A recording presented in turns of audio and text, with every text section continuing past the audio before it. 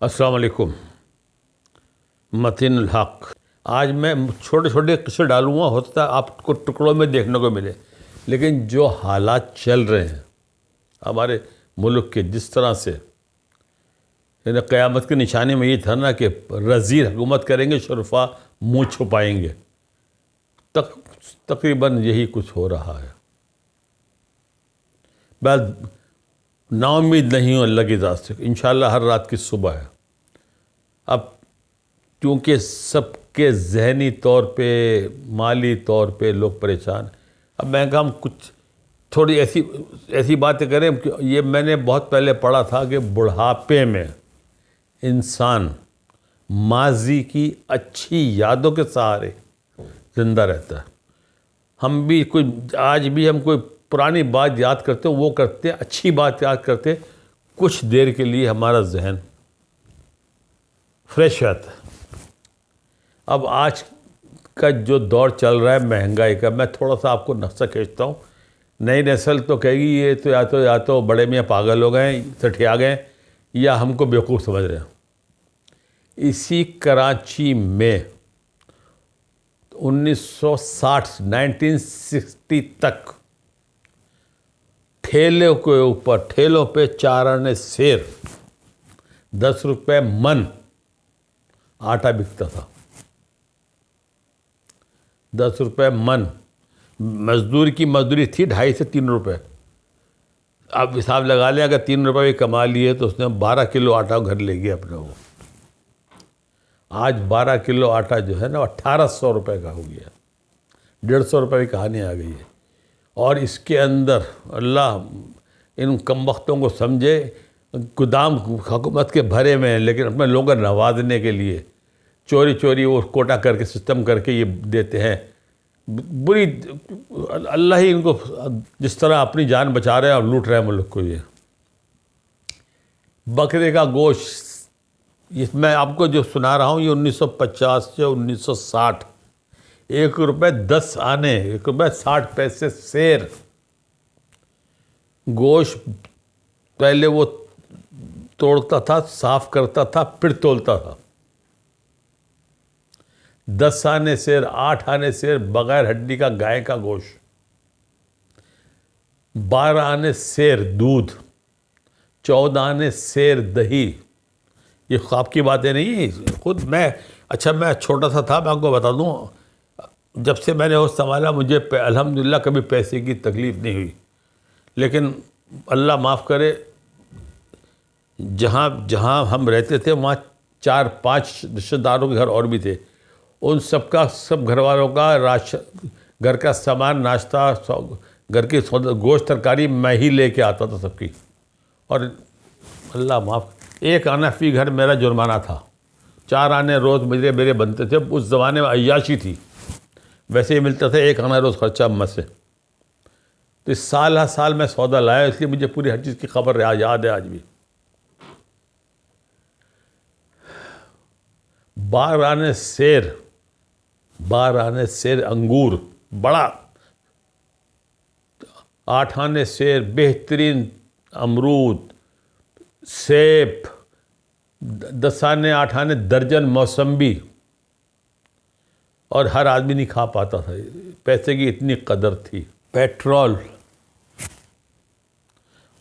پہلی میں نے آٹو سائیکل لی تھی 1960 میں. 2 روپے 10 آنے اور 2 روپے 12 آنے گیلن، ناٹ لیٹر. لیٹر ہو گیا 60 پیسے پیٹرول ہوتا تھا. پنچر، کار کا پنچر 50 پیسے 8 آنے میں. سائیکل کا پنچر 2 آنے میں.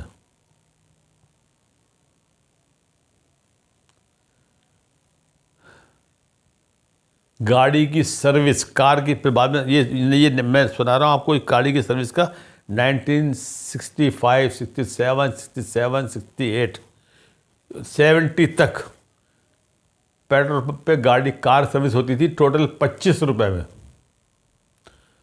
12 روپے سروس چارجز، 12 روپے کا آئل. ایک ہی آئل آتا تھا 30 نمبر 40 نمبر. 1000 مائل کی اس کی وارنٹی ہوتی تھی.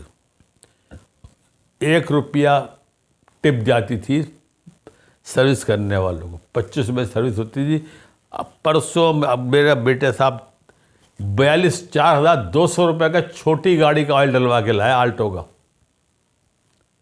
جس نے 14,500 روپے کی نئی کار نکالی ہوئی ہو. 14,500 روپے کی جاپانی کار نکالی ہوئی ہے، اور 16,000-18,000 روپے تو 1970 تک بھرپور گاڑیاں، مزدا بھی، ٹویوٹا بھی، ڈیٹسن بھی، باہر بھری پڑی تھی گاڑیاں بازار میں. 100 روپے کے اندر گاڑی کار کی رجسٹریشن ہوتی ہے، 100 روپے کے اندر. آج کیا حال کر دیا ہے، غریب آدمی تو چیخ بھی نہیں نکل رہی، اس طرح مر گیا بیچارہ. ہر متوسط طبقہ تو تباہ ہو گیا ہے. کرائے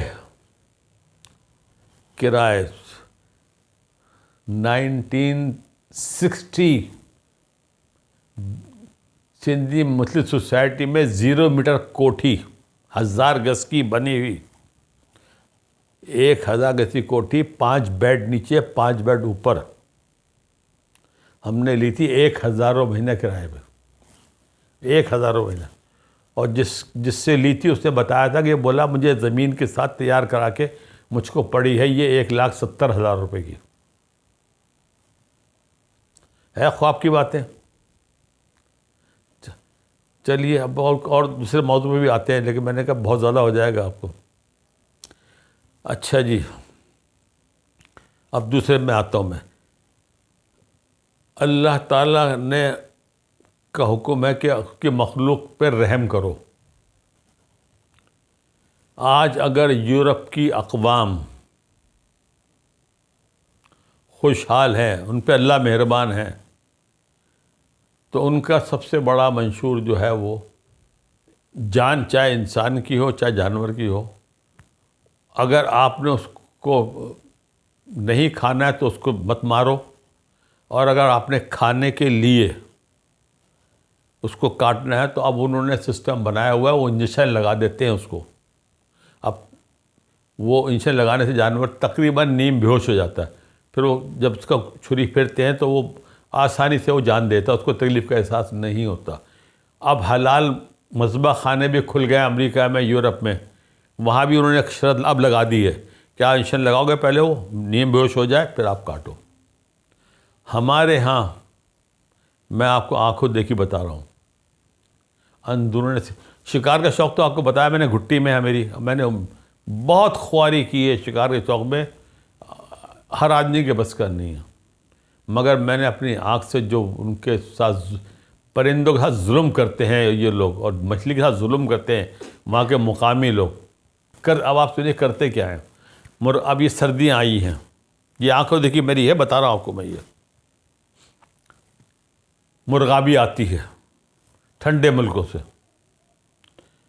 یہ ظالم لوگ جال لگاتے ہیں، مرغابی پکڑتے ہیں، ان کو بیچنی ہوتی ہے بازار میں.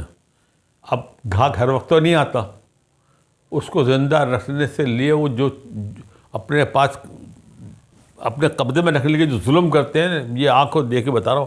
ظالم لوگ جال میں سے اس کو نکالتے ہیں، اس کے پنجے چوڑے ہوتے تیرنے کے، پہلے فوراً موڑ کے دونوں پنجے توڑ دیتے ہیں اور الٹا کر کے اس کے پر توڑ دیتے ہیں.